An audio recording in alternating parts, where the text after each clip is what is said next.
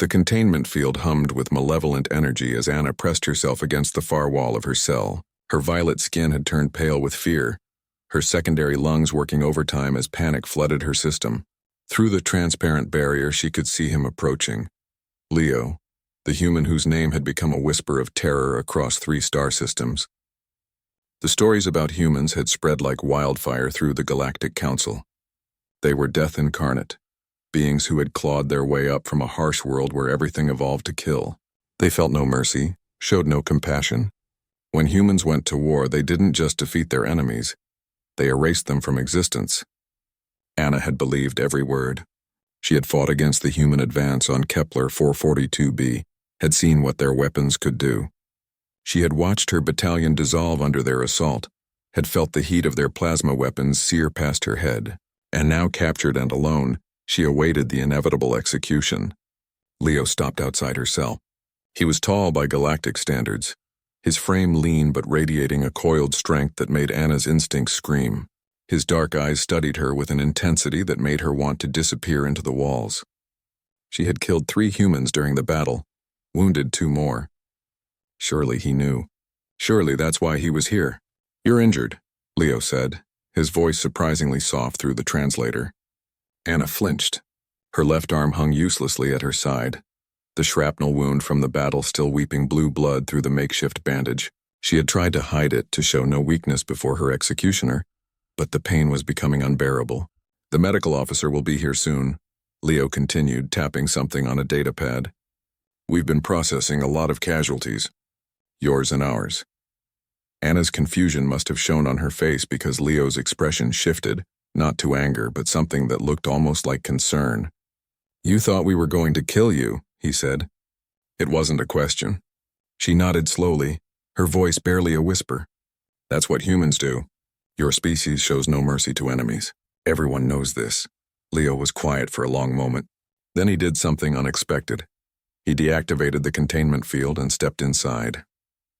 Anna scrambled backward, her heart racing, certain that this was the moment. He would kill her with his bare hands, the way the story said humans preferred. Instead, Leo knelt down, keeping his distance but meeting her eyes. "I'm going to tell you something about humans," he said. "Something your commanders probably didn't mention. Yes, we come from a brutal world. Yes, we're good at war, too good maybe. But do you know what else we're good at?" Anna couldn't speak, could barely breathe. "We're good at mercy," Leo continued. "We're good at second chances. We're good at seeing ourselves in our enemies and choosing differently." He gestured to her arm. "May I look at that? I have medical training." Every instinct told Anna to refuse, but the pain was overwhelming. Slowly, trembling, she extended her injured arm. Leo's movements were gentle, careful.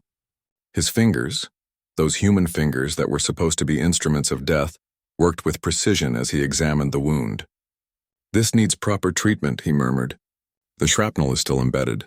You could lose the arm if we don't get it out soon." "Why?" Anna finally managed to ask. "Why do you care?" Leo looked up at her and she saw something in his eyes that shattered every preconception she had held. It was empathy. Raw, genuine empathy. "Because the war is over," he said simply. "At least for you and me right now in this moment. You're not my enemy anymore. You're just someone who's hurt and scared and far from home."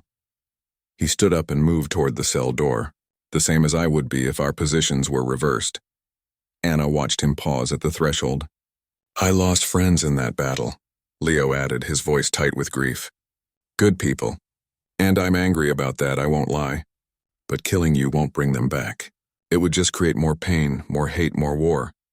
He looked back at her. "Humans learned something important in our history. We learned that the cycle has to stop somewhere, that someone has to choose mercy first." The medical officer arrived 20 minutes later, a human woman with kind eyes who worked quickly to remove the shrapnel and seal Anna's wound with regenerative gel.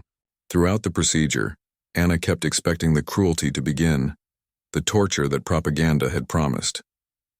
It never came. Over the following days, Anna watched the human soldiers interact with their prisoners. She saw them share their rations when supplies ran low. She heard them laugh with enemy combatants over shared stories of home. She witnessed a human sergeant stay up all night caring for a dying alien soldier, holding his hand as he passed, making sure he wasn't alone. These were not the monsters of legend. When the prisoner exchange was negotiated 2 weeks later, Anna found herself standing in the transport bay preparing to return to her people. Leo was there overseeing the transfer. As she passed him, Anna stopped. "I was wrong," she said quietly. "About humans. About you." Leo's tired smile held no triumph, only understanding. "We're all wrong about each other until we take the time to see clearly. Maybe that's the real story worth telling." Anna nodded slowly. "When I get home, I will tell them. About the mercy I found where I expected death. About the human who chose to heal instead of harm." "That's all any of us can do," Leo replied. "Tell better stories. Create better futures." As Anna's transport lifted off, she looked back at the human compound one last time. The stories had been wrong. Devastatingly, tragically wrong. Humans weren't death incarnate. They were something far more dangerous to the cycle of endless war. They were hope. And perhaps, Anna thought as the stars stretched past her viewport, that was the most powerful weapon of all. Not the ability to destroy, but the courage to choose mercy, to break the cycle, to see the person behind the enemy. The human way wasn't about being the strongest or the most ruthless. It was about being strong enough to be kind, ruthless enough with your own hate to starve it into submission.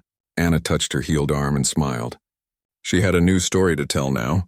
A true story. And maybe, just maybe, it would be the story that finally brought peace to the stars.